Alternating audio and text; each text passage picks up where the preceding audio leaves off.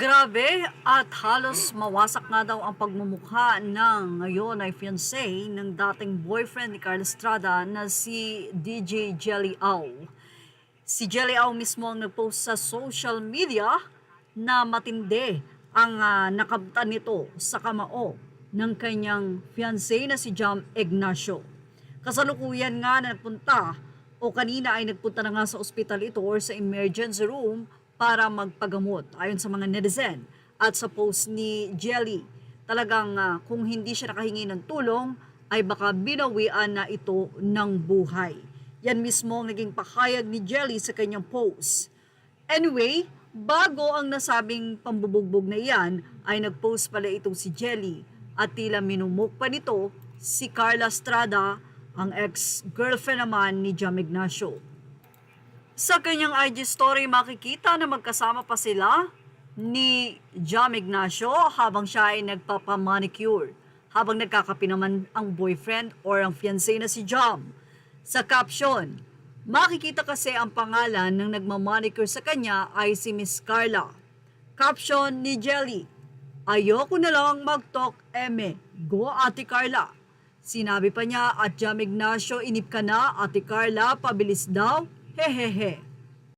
Halata naman na nagpaparinig sa social media itong si Jelly Au. Dati ay tinawag niya ng mommy itong si Carla.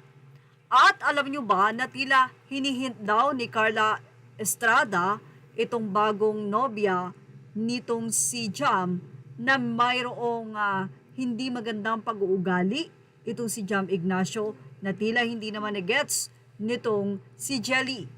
Mukhang inililigtas pa siya sa kamao ni Jam Ignacio ni Carla Estrada. Well, say na mga netizen, karma mo na yan girl. Ganun pa man, hindi mo deserve.